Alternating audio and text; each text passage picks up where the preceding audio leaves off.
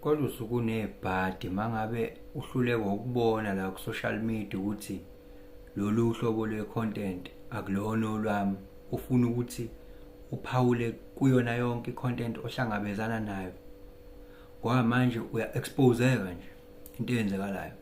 Hamba u-exposeka kuwona wonke ama-channels lawa. Ubofunda ukubona ukuthi le content le ayiyona yami, inabanikazi bayo. Whether i-content e-upliftanayo, whether i-content enga-upliftani, kumele ukwazi ukubona ukuthi le inabanikazi bayo le. Awusuke unebhadi-ke mangabe ungakwazi ukubona lokho. Ngoba abantu abanjengo-changes abakuyeki, bakushayela la ubhede khona nje. Bakutalabhela la ubhede khona futhi bephinde bedlule. Bakutshela nje ezakho zilala ngakuwena.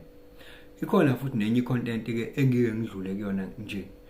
5 seconds, 10 seconds sengibonile ukuthi la mhlambe kwesinye isikhathi 1 minute ubone ukuthi hayi la ngathi asila ngicabanga khona udlule, yabo. Manje sengizolokhu ke ngibhala ke la ngizama ukuze ngivele. I don't know ingqondweni icabanga kanjani nina, icabanga kanjani ingqondweni, yabo.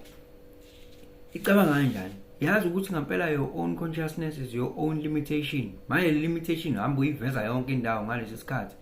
Ubingelele lo changes akhasho ukuthi kungenzeka noma yini, noma inini, noma kanjani kunoma ubani, ngoba impilo ayisiyona lento ocabanga ukuthi iyona. Possibilities are infinite in the universe. Your own consciousness is your own limitation.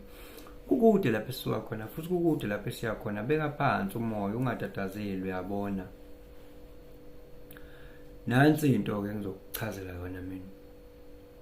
Yabona okunokuthi uhamba uexposeka la ku social media ukuthi wena ukanjani, uhandicapped kangakanani emqondweni wakho. Enza nje manje na kunezinto eziningi uAI ozenazo. Knowledge is the tips of your fingers. Yes, khona o chats GPT, khona uGoogle, khona uGemini, kuningi, yabo.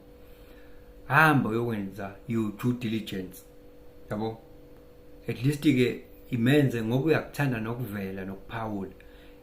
Yenza uChat GPT noma uGemini at least for starters ukuthi kuba abangani bakho la uzokwazi ukuphula apha khona information. Angazi ke ngoba phela mawukuthi ugaxele ngempela engqondweni kuzophinda kube inkinga futhi ukuyidecipher ke nalo information.